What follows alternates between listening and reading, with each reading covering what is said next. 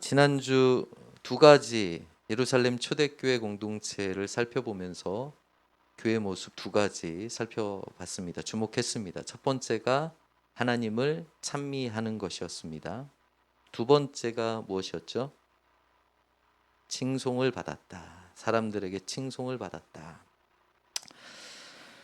그러한 교회 가운데 하나님께서 구원받는 자들을 날마다 더하게 하시는 은혜를 허락하셨다라는 사도행전 2장 47절 말씀을 주목했습니다. 오늘 본문에서도 지난주에 언급되었던 두 번째 모습, 칭송받았던 모습이 오늘 본문에서도 그렇게 기록되어 있습니다. 13절 말씀이죠. 여기서 칭송이라는 단어의 헬라어 원어를 살펴보면 우리말로 이렇게도 바꿀 수 있습니다. 호감이라는 표현으로 바꿀 수 있습니다. 그러니까 온 백성에게 칭송을 받았다. 예루살렘 초대교회 성도들은 호감의 대상이 됐던 거예요. 다른 사람들에게, 믿지 않는 자들에게 호감의 대상이 되었다고 합니다. 예수 믿는 사람들이 예수님을 모르는 사람들에게 좋은 평가를 받은 거죠. 지난주에 살펴봤던 이유로 그 이유가 무엇인지 살펴봤을 때 간단히 표현하면 나눔과 섬김의 모습이라고 했습니다. 사도행전 2장 45절 말씀 보면 또 재산과 소유를 팔아 각 사람의 필요를 따라 나눠주며, 나만 생각하는 신앙생활은 칭찬받지 못합니다. 기억합시다. 다른 사람의 필요를 느끼셔야 합니다. 그것은 관심과 사랑이 있어야 가능하겠죠. 그리고 그 관심과 사랑이 기도든 필요를 채워줌이든 실천이 되어야 합니다. 예루살렘 초대교회 성도들은 자신의 재산과 소유를 팔아 나눠줄 수 있는 나눔과 섬김의 모습이 있었던 겁니다. 그것이 칭찬받는 이유이고 그들이 호감의 대상이 되었던 이유입니다. 우리가 지난주에 살펴봤던 내용이에요. 여러분들 한 주간 그렇게 혹시 사셨습니까? 누군가의 필요에 관심 갖고 그 필요 또는 그 어려움에 공감하여 기도해주고 할 수 있는 영역에서 실천하여 채워주는 그러한 복을 누렸다면 여러분 받을 만한 호감 있는 그런 한 주의 삶을 사신 겁니다. 여러분, 물론 교회는 하나님을 예배하는 공동체이지 나눔을 실천하는 공동체는 아닙니다. 그죠? 교회가 사회복지단체는 아니에요. 그러나 명심하십시오. 하나님을 예배하는 공동체에게서 나타나는 자연스러운 현상은 나눔과 섬김이다. 우리가 나눔과 섬김을 하기 위해서 이렇게 함께 모여 있는 것은 아닙니다. 하나님을 예배하는 신앙 공동체 맞습니다. 그러나 신앙 공동체는 자연스럽게 나눔과 섬김으로 이어져야 되는 거예요. 예수 믿어서 나만 잘 먹고 잘 사는 것을 추구하는 것은 올바른 신앙이 아니다라는 것을 꼭 명심하셔야겠습니다. 그러니까 받기만 바라지 마시고 줄 수 있는 성숙한 신앙인이 되시기를 바랍니다. 아멘. 아까워하지 마십시오. 허비하라는 건 아니에요. 그것을 잘못 사용하라는 것은 아닙니다. 그러나 허비하지 않는 것과 인색한 것과는 차이가 있어야 합니다. 내가 아낄 때 아끼고 또 쓸 때 쓸 수 있는 그 지혜가 하나님의 은혜 가운데 있기를 바랍니다. 여러분, 이건 되게 중요해요. 왜냐하면 우리를 위해 하늘의 영광을 버리시고 자신의 목숨도 내어주신 사랑을 우리가 받았기 때문입니다. 우리 예수 그리스도께서 그러지 않으셔도 되는데 하늘의 영광을 버리셨잖아요. 우리 때문에 아무 죄도 없으신 분이 그 멸시, 천대, 고난, 고통, 죽임 당하셨잖아요. 주님은 되는데 나는 안 한다. 여러분, 그건 인색한 거예요. 하나님께서 우리에게 그 사랑을 베푸셨으니 우리도 그 사랑을 나누는 것이 예수 믿는 자의 마땅함이다 라는 거 꼭 잊지 않으셨으면 좋겠습니다. 오늘 칭송받은, 그러니까 호감을 느끼게 된 또 다른 이유를 오늘 본문에서 살펴보겠습니다. 이제 앞서 언급했던 나눔과 섬김은 지난주에 우리가 살펴봤던 내용이라면 그것만이 다가 아니더라고요. 오늘 본문에서는 또 다른 칭송받은 이유, 호감의 대상이 되었던 이유를 살펴볼 텐데, 오늘 설교를 들으시면서 우리가 잘못 생각하고 있던 부분이 이 부분이지 않았을까 하는 관심으로 오늘 말씀을 주목해 봐야 합니다. 표적과 기사에 대해서 저와 여러분들이 잘못 여기고 있는 부분에 대해서 점검받고 말씀을 통해서 교훈받고 표적과 기사를 바르게 이해해서 칭찬받고 호감의 대상이 될 수 있는 그런 크리스찬들, 예수 믿는 사람들 되었으면 좋겠습니다. 호감의 사전적 의미는요, 이렇습니다. 좋게 여기는 감정입니다. 여러분들 어떤 사람에게 호감을 느끼십니까? 어떤 사람을 좋게 여기십니까? 각자 있죠. 최근에 나에게 호감을 좋은 감정을, 좋게 여기는 감정을 주는 대상들이 있습니까? 어떤 사람이에요? 친절한 사람입니까 혹시? 아니면 배려를 잘합니까? 아니면 똑똑합니까? 멋집니까? 등등 여러 가지 이유가, 그 호감을 느끼게 되는 이유가 있을 겁니다. 오늘 본문에서 발견되는 예루살렘 초대교회 공동체가 호감을 얻었던 이유는 따라하겠습니다. 표적과 기사. 표적과 기사로 인해서 예루살렘 초대교회 성도들은 호감의 대상이 되었습니다. 5장 12절이죠. 사도들의 손을 통하여 민간의 표적과 기사가 많이 일어남에, 이게 이유예요. 표적과 기사가 많이 일어난 거예요. 많이 일어났는데 누구에게 일어났느냐 하면 민간에 일어났다고 합니다. 민간은 보통 사람들을 말합니다. 어떤 특별한 사람들이 아니고 보통 사람들에게 이 표적과 기사가 많이 나타났다라는 거예요. 특별히 기도를 많이 했다거나 헌금을 많이 했다거나 선한 일을 많이 해야만 이러한 이적 표적과 기사를 경험하는 것이 아니라 보통 사람들에게 일어났다라는 겁니다. 그리고 말씀해 보니 그 표적과 기사는 사도들의 손을 통하여 일어났다고 했습니다. 사도들에 의해서 나타나기는 했지만 그것이 사도들에게서 나온 것이 아니라 사도들의 손을 통해서 일어났다라고 하는 겁니다. 무슨 말이에요? 사도들에게 능력이 있어서 그런 놀라운 일을 행한 것이 아니라 그 일을 행하신 분은 하나님이시라는 의미입니다.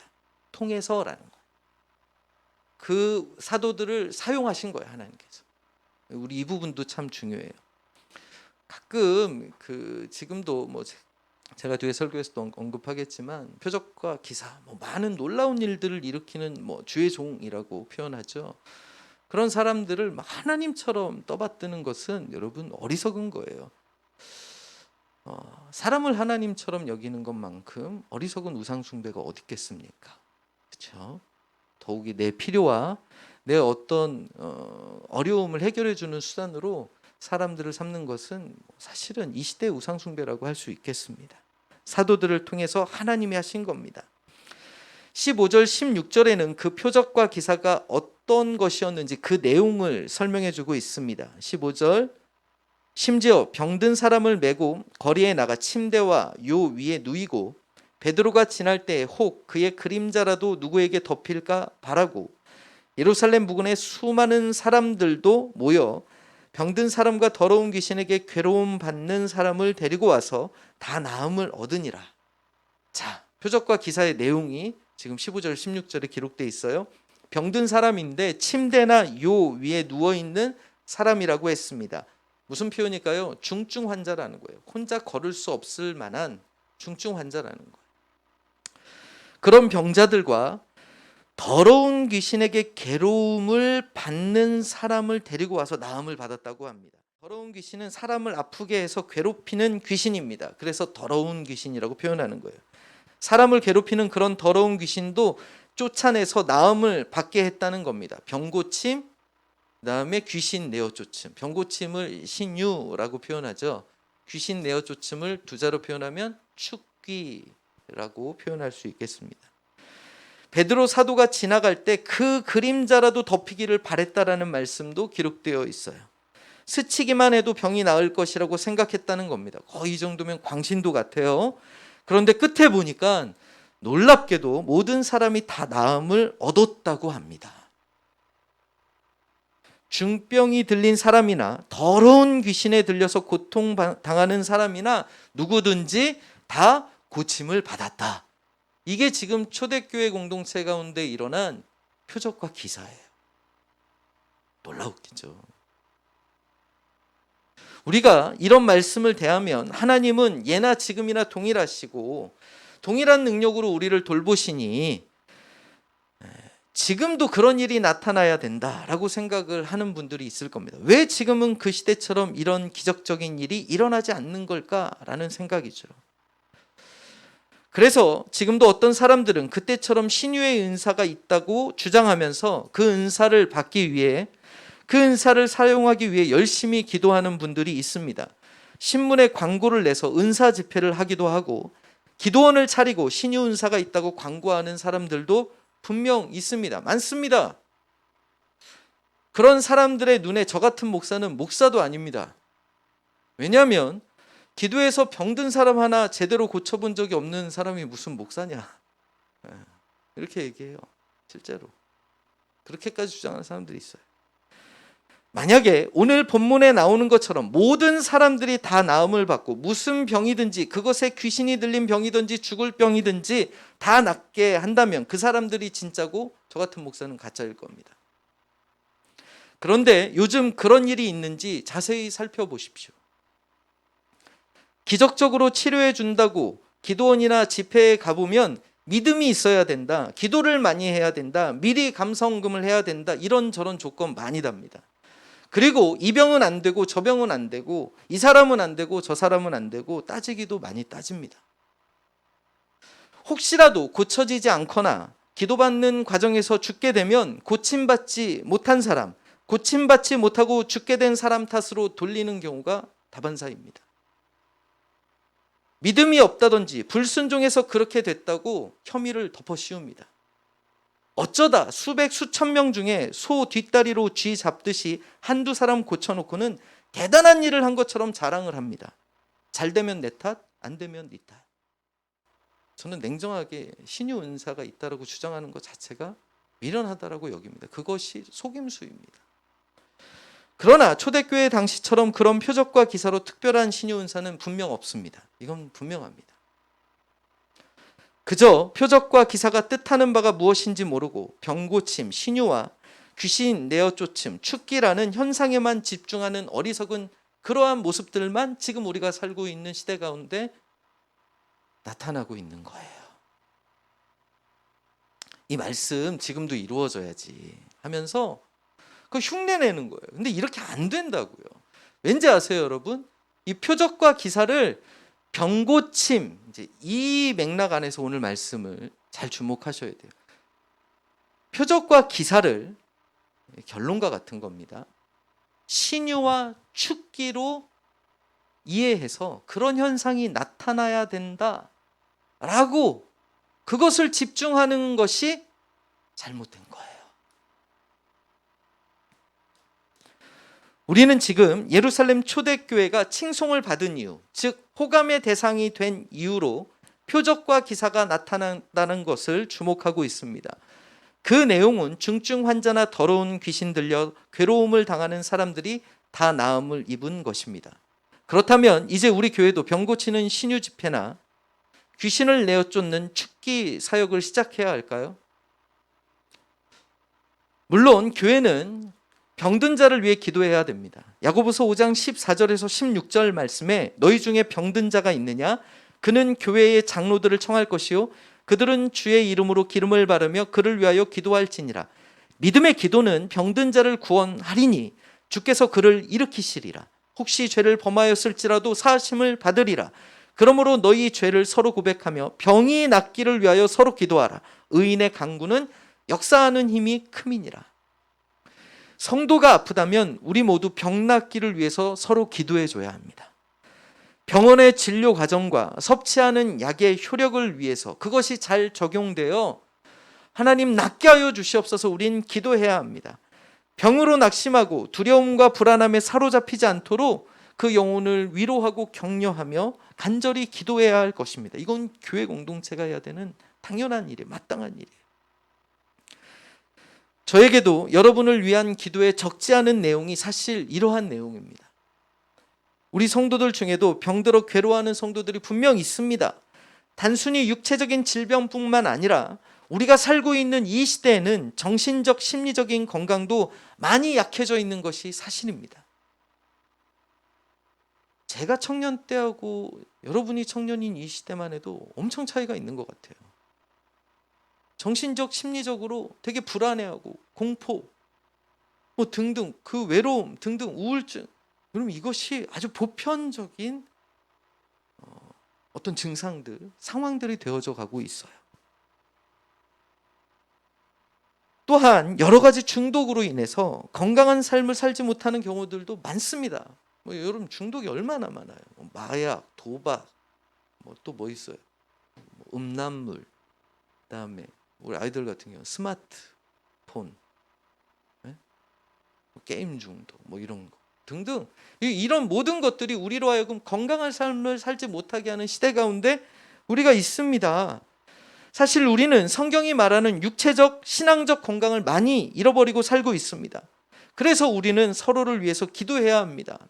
서로에게 관심과 사랑을 가지고 삶과 신앙의 건강이 회복되도록 우리 모두 기도해야 돼요. 그렇게 기도합시다. 서로 아시잖아요. 제가 예배 끝나면 청년부 리더십들 모여서 꼭 하는 게 뭔지 아세요? 주변에 있는 청년들의 소식을 같이 나눠요. 혹시 내가 모르는 소식이 있는지, 누가 어려움은 없는지, 어떤 괴로움은 없는지 서로 관심과 사랑을 가지고 살펴야 되는 거예요. 그리고 그것이 하나님의 은혜를 구하는 기도로 연결되어야 되는 거예요. 지난주에도 얘기한 것처럼 필요를 채워줄 수 있는 도움을 줄 수 있다면 또 도와줘야 되는 거예요. 이게 하나님께서 기뻐하시는 모습이지 않습니까? 의인의 간구는 역사하는 힘이 크다는 이 말씀을 우리가 믿고 기도해야 할 겁니다. 분명 교회는 아프고 힘들어하는 자들이 나음을 입을 수 있도록 기도해야 할 것입니다. 그러나 오늘 본문을 그래서 신유와 축기로 결론 맺는 것은 바람직하지 않습니다. 잘못된 결론입니다. 오늘 본문은 따라하겠습니다. 신유와 축기가 아니라 표적과 기사다. 꼭 명심해요. 여러분 이 구분이 되는 것을 좀 집중하십시오. 오늘 본문을 병고침, 귀신 내어쫓음 이것으로 결론 맺고 그래 지금도 그래야 돼가 아니라 지금 오늘 본문은 이 상황을 표적과 기사라고 표현하고 있음을 명심하십시오. 표적이라는 말은요 이러한 뜻을 가지고 있습니다. 초자연적으로 일어나는 징후나 신호나 상징을 말합니다. 표적이란 초자연적으로 일어나는 징후, 신호, 상징입니다. 기사라는 말 역시 표적처럼 예산일이 아니라 기적적인 놀라운 일을 말하는 것입니다. 그러니까 표적과 기사는 어떤 공통점이 있냐면 보통 인간이 할 수 없는 일 또는 자연 법칙을 넘어서는 초자연적인 일을 가리키는 말입니다. 그렇죠? 영어로 이런 표현도 가능하죠. 미라클이라고 성경 안에서 사복음서 안에서도 이 표적, 기사 또는 기적 이런 것들이 같이 비슷하게 사용되는 경우들이 있어요.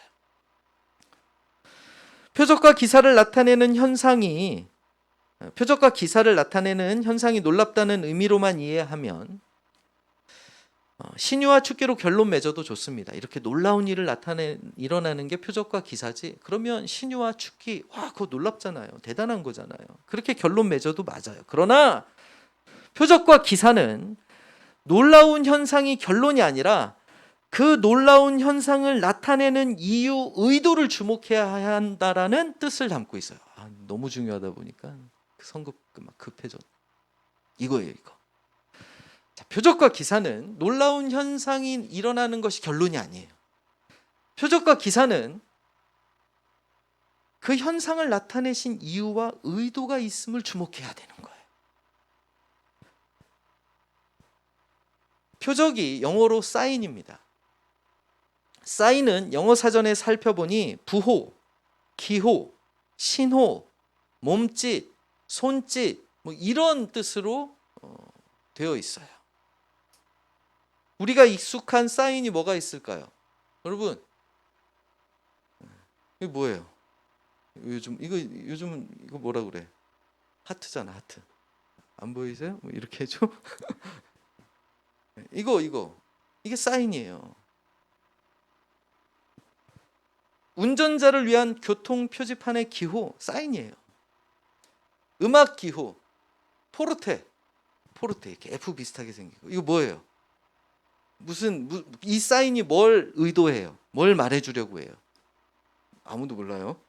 포르테 시게 사투리네. 그라요. 네, 세게. 네. 피아노 피처럼 생긴 음악 기호 악보고 같은데 보면 있어요. 여리게. 메조 피아노 MP처럼 생긴 거 있어요. 조금 여리게. 피아노 2개 피아니시모. 매우 뭐 여리게 뭐 이런 뜻이잖아요. 그죠? 음악 기호들도 그것이 의미하는 바가 음악 기호만 보지 않죠. 여러분 음악 기호 그 무슨 모양이지만 보고 결론 내리지 않죠. 보이는 모양만 보지 않죠. 그 음악 기호가 무엇을 뜻하는지 우리는 살펴보게 돼요. 운동 경기 중에 주고받는 표시도 있죠. 야구하는 경우 우리 유병호 청년이 야구 되게 좋아하죠. 한때 야구 되게 좋아했어. 야구 같은 경우 투수하고 포수하고 사인 주고받잖아요. 그죠? 몇 개는 가짜예요. 그러다가 그날 정한 뭐가 있어. 뭐 귀를 만진다든지 뭐 어깨를 친다든지 그러면 어디에다 공을 던지라는 거. 그게 사인이에요. 사인은 그것을 통해서 무엇인가를 가르치고 알려주려는 의도가 담겨져 있는 것입니다. 표적이란 그런 거예요. 그러니까 오늘 본문에서 병을 고치고 귀신을 쫓아낸 것을 표적과 기사라고 말하는 이유는 그것을 통해 하나님이 의도하신 무엇인가가 있다는 것을 의미합니다. 병을 고치고 귀신을 내어 쫓는 게 그게 표적과 기사라고요. 그죠? 그게 담고 있는 의도와 의미가 있다고요. 거기로 향해 가야 돼요. 하나님이 병자를 고치시고 귀신을 내쫓으신 이유가 뭘까요? 그렇다면 간단합니다. 아주 분명합니다. 바로 예수 그리스도 복음을 그들이 믿게 하시려는 것이 하나님의 의도고 의미입니다. 그 표적과 기사를 통해서 믿는 자들, 주께로 돌아오는 자들을 더하게 하시는 것이 하나님의 의도의 목적이었던 거예요. 당시에는 구약 성경만 있었고 아직 신약 성경이 완성되지 않았을 때입니다. 그래서 그들에게 예수님이 구약의 약속을 성취하신 그리스도이심을 믿게 하시려고 특별한 기적을 행하신 거예요. 아시겠어요? 이게 결론이에요. 이게 표적과 기적을 통해서 하나님은 뭘 하시는 거다? 예수님을 믿게 하시려고. 구약의 성경의 그 하나님의 약속, 구원, 메시아, 너희를 구원할 메시아를 내가 보내겠다라는 이 수많은 이 함축적인 메시지가 예수 그리스도다라는 것을 이 사람들이 아직 몰라요. 신약 성경이 없어서 이게 잘 정돈돼서 이렇게 되어 있지 않기 때문에 이 사람들은 어떤 식으로 믿게 하시냐면 표적과 기사, 놀라운 일들을 보여주셔서 그 다음에 보면 막 그 설교하잖아요. 사도들이 그래서 설명하는 거예요. 중요한 건 뭐다?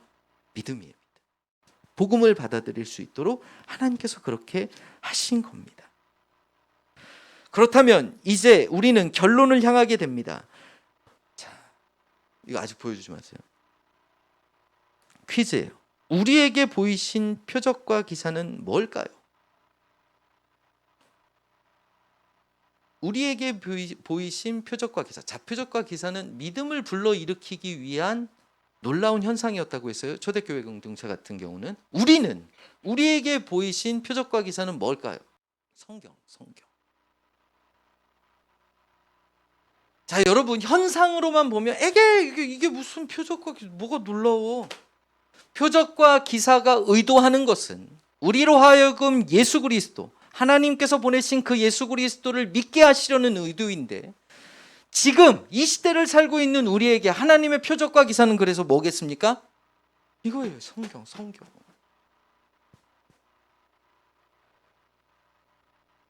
우리가 어쩌면 되게 하찮게 소홀하게 여기는 물론 이제 그러시진 않겠지만 정말 여러분한테 가장 값지고 소중한 것처럼 여기시고 있다면 정말 큰 복이에요. 말씀이 표적과 기사라니까요.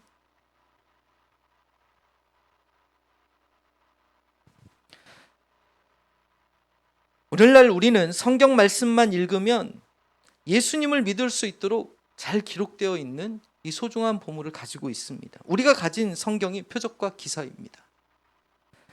사랑하는 성도 여러분, 오늘날의 표적과 기사는 교회에서 성경 말씀이 바르게 해석이 되어서 설교하는 것입니다.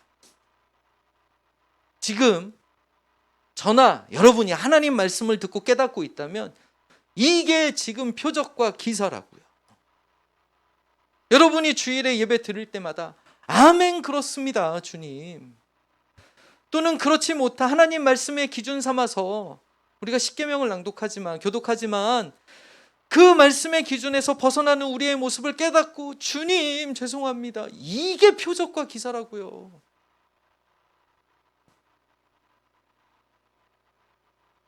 성경의 핵심인 십자가의 복음을 바르게 전하는 것이 하나님의 뜻을 바르게 나타내는 것이기 때문입니다. 성경 말씀만 바르게 해석을 해서 성경의 핵심인 십자가의 복음을 바르게 전하기만 하면 거기에는 기적이 일어납니다. 어떤 기적? 병 고침, 귀신 내어 쫓음이 아니라 예수를 믿게 됨. 이게 기적이라. 이게 표적과 기사. 그래서 개혁주의 교회에서는 교회의 표지를 말씀, 따라하겠습니다. 말씀, 성례, 권징, 이렇게 세 가지로 교회가 교회다움이 무엇인지를 구분하는 기준으로 이 세 가지를 얘기해요. 말씀, 그리고 보이는 말씀인 성례, 그리고 하나님 말씀을 기준으로 성도들이 바른 신앙생활을 할 수 있도록 지도하는 권징. 이것으로 교회가 교회됨을 확인하는 거예요. 결론 맺겠습니다. 한국 교회는 놀랍게 부흥하고 성장을 경험했습니다. 여기 있는 대부분 젊은 사람들은 잘 모르시겠지만 오늘 이렇게 함께 동석하신 우리 성도님은 나이가 좀 있으신 것 같은데 한국 교회의 부흥을 혹시 경험해 보셨을 것 같아요. 70년대, 80년대 거치면서 90년대까지 놀라운 부흥을 경험했어요. 전 세계에서 유례없는 그러한 부흥을 경험한 교회가 한국 교회입니다. 그러나 전혀 칭송을 받지 못하고 있지 않나라고 참 비관됩니다. 호감의 대상이 되지 못하고 있음이 현실이지 않나 싶습니다. 여러분, 한국 교회에 이렇게 칭송받지 못하고 호감의 대상이 되지 못하는 것은 저와 여러분에게도 책임이 있습니다. 우리는 이 말씀을 통해 우리의 신앙과 삶을 돌아봐야 합니다. 우리도 그저 표적과 기사를 병고침과 귀신을 내쫓음 정도로 이해하고 그러한 현상만을 추구하고 있지 않은지 생각해 봅시다. 여러분은 그것을 추구하고 있지 않습니까? 아니라고 생각되십니까? 그렇다면 이렇게 묻겠습니다. 당장의 문제 해결과 눈에 보이고 손에 쥐어지는 것에만 집착하고 살고 있지 않습니까? 이 질문에 어떠세요? 여러분의 인생의 성공, 인생의 만족, 문제 해결, 손에 잡히고 눈에 보이는 것에 집착하면서 신앙생활 한다면 그게 병이 들었을 땐 병고침이요, 말할 수 없는 귀신 들림처럼 내 안에 온갖 것으로 혼란스럽게 되면 귀신 내어 쫓음이 전부인 신앙생활을 하게 되는 거예요. 그런 식으로 하게 되는 거예요. 여러분 삶의 하나님의 역사로 어떤 문제가 해결되는 현상만을 집중하고 있다면 그것이 바로 표적과 기사를 병고침과 귀신을 내쫓는 정도로 여기는 신앙입니다. 이제 우리는 하나님 말씀 성경 66권을 표적과 기사로 경험하고 있는 자들입니다. 매주 예배를 통해 허락된 말씀으로 하나님의 뜻을 주목하는 은혜가 있길 바랍니다. 이 표적과 기사가 여러분에게 있기를 바랍니다. 그래서 여러분의 삶 속에 하나님 말씀이 기준되어 그렇게 살아가려고 몸부림치는 그 치열함이 표적과 기사라는 것을 잊지 마십시오. 그럴 때 우리는 믿지 않는 자들에게 호감의 대상이 되고 칭송을 받는 자들로 살아갈 수 있는 거예요. 맨 우리 문제 해결, 직장 문제, 사업 문제, 가정 문제, 어떤 문제 등등 그 문제 해결에만 집중을 하면 표적과 기사가 무엇인지 모르는 거라니까요. 그러다 보면 여러분도 이제 좀 나이 드시고 하면, 아니면 좀 오래전에 태어났으면 기도원 찾아다니고 뭐 막 그럴 거예요. 기도원 찾아다니는 게 뭐 잘못됐다라고 제가 너무 얘기하는 것 같아서 안타깝지만, 여러분도 아시다시피 저는 좀 그런 얘기 해도 될 만한 그런 사람이잖아요. 그런 속상해요. 안타까워요. 표적과 기사가 예수를 믿게 됨이 아니라 그 현상에만 집중하게 하니까 온갖 이상한 모습들이 나타나잖아요. 그러다 보면 이단 사이비에 빠져요. 여러분, 정말 그런 현상에만 집중을 하게 되면. 여러분, 말씀 깨닫고, 이게 기적의 표적과 기사, 이 말씀 깨닫고 조금이라도 몸부림치고 있는 그게 놀라운 표적과 기사라는 걸 잊지 마십시오. 한 주간도 지난주 말씀 또는 여러분이 묵상하고 있는, 삶 가운데 묵상하고 있는 말씀 때문에 치열하셨습니까? 할렐루야.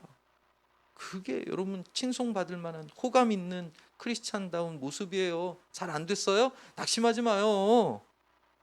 우리 안에서 그 말씀을 깨닫게 하시는 그 성령 하나님께서 여러분들을 그 길로 이끌어 가시고 계세요. 포기하지 마세요. 주중 어떤 성도님이 기도 부탁을 했습니다. 함께 일하는 사람들이 잘못된 미혹에 빠져 있다고 합니다. 그래서 본인에게도 자꾸 그런 미혹의 손길이 찾아온대. 물들지 않도록 기도 부탁했습니다. 할렐루야. 이게 하나님 기준되어서, 하나님 말씀 기준되어서 내가 그러면 안 되지, 이걸 몸부림치는 거예요. 그럼 이게 예수 믿는 자다움 아니겠습니까? 그걸 어렵게 거절하려고.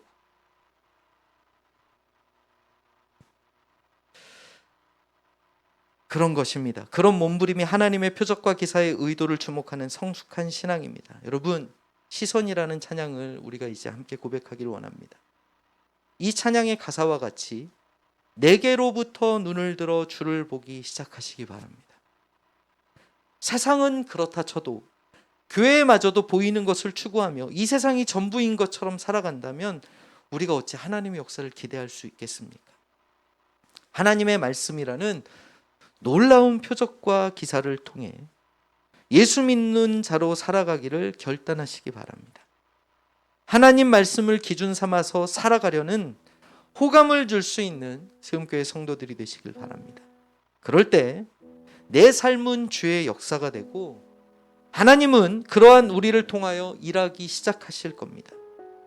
하나님께서는 그런 우리를 통해 주께로 나아오게 하는 자들을 더하실 거예요. 지난주에도 언급한 것처럼 부흥은 우리의 열망이 아니라 부흥은 하나님의 기쁨입니다.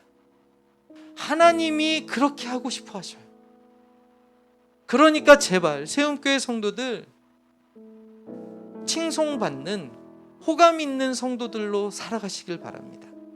그것은 단지 어떤 필요를 채워주는 복지 차원의 모습뿐만 아니라, 그것도 있어야겠지만 오늘 말씀의 교훈을 쫓아 내가 예수 믿는 자로 하나님 말씀을 기준 삼아 살아가는 것이 얼마나 귀한 것인지 포기하지 마시고 그렇게 씨름할 때 매력 있게 돼요. 호감 있게 돼요.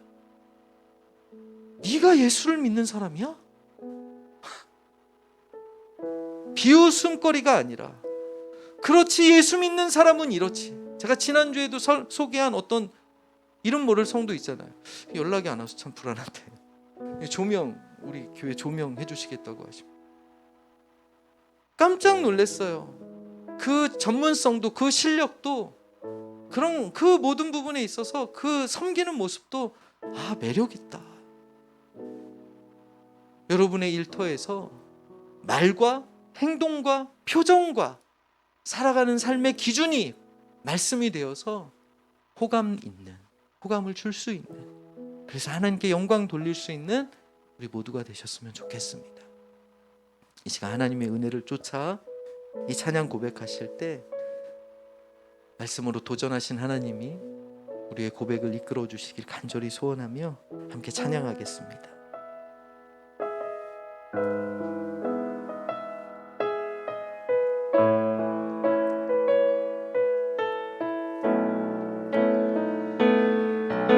내게로부터 눈을 들어 주를 보기 시작할 때 주의 일을 보겠네. 내 작은 마음 돌이키사 하늘에 꿈꾸게 하네. 주님을 볼 때 내게로부터 눈을 들어 눈을 들어 주를 보기 시작할 때 주의 일을 보겠네. 내 작은 마음 돌이키사 하늘에 꿈꾸게 하네. 주님을 볼 때 모든 시선을 주님께 드리고 살아계신 하나님을 느낄 때 내 삶은 주의 역사가 되고 하나님이 일하기 시작하네. 다시 한번 주의 은혜를 쫓아 우리 믿음으로 기도하는 마음으로 찬양합시다. 내게로부터 눈을 들어 주를 보기 시작할 때 주의 일을 보겠네. 내 작은 마음 돌이키사 하늘에 꿈꾸게 하네. 주님을 볼 때 모든 시선을 주님께 드리고 살아계신 하나님을 느끼 내 삶은 주의 역사가 되고 하나님이 일하기 시작 모든 시선을 주님께 드리고 살아계신 하나님을 느낀 내 삶은 주의 역사가 되고 하나님이 일하기 시작. 그럼 제가 오늘 말씀에서 강조하고 있지 않았지만 모든 자들이 그 놀라운 표적과 기사를 보고 주께로 돌아온 게 아닙니다. 어떤 자들은 믿지 않고 떠나갔어요. 그 무리와 함께하지 않았다라는 표현이 있어요. 칭송은 하는데 믿지 않는 자들이 있어요. 그러나 하나님께서 놀랍게도 믿고 주께 나오는 자가 더 많으니 여러분, 우리가 실망하지 맙시다. 우리가 예수 믿는 자로 말씀대로 살아갈 때 세상이 완벽하게 천국이 되지 않아요. 그러나 하나님께서 계획하신 자들을 여러분을 통해서 불러오실 거예요. 주께 나오게 하실 거예요. 우린 몰라요. 우리가 실망하지 말아야 돼요. 낙심하지 말아야 돼요. 하나님의 은혜를 쫓아서 우리가 살아갈 때 우리의 삶은 낙심의 순간이 아니라 하나님의 감격의 놀라운 현장이 될 것을 우리가 또한 기대했으면 좋겠어요. 우리 그 마음으로 우리 안에서 역사하시는 성령 하나님 주목하면서 우리 이 2절의 찬양으로 다시 한번 고백할 텐데, 하나님, 제가 실망하지 않고 우리를 통해서 일하시는 하나님을 주목하겠습니다. 성령 하나님, 나를 변화시켜 주시옵소서. 모든 두려움, 모든 어리석음 사라지게 하여 주시옵소서. 우리 기도하는 마음으로 찬양합니다. 성령이 나를 나를 변화시켜 모든 두려움 사라질 때 주의 일을 보고 우리를 통해 황폐한 땅 한가운데서 주님 마음 알게 되리. 주님, 우리 다시 한번 소원하는 마음으로 성령이 나를 변화시켜 모든 두려움 사라질 때 주의 일을 보겠네. 주의 일을 황폐한 땅 한가운데서 주님 마음 알게 되리. 주님을 볼 때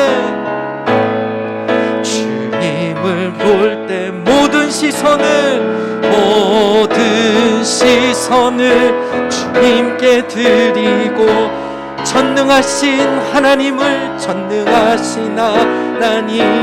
세상은 주의 나라가 되고 세상은 주의 나라가 돼 하나님이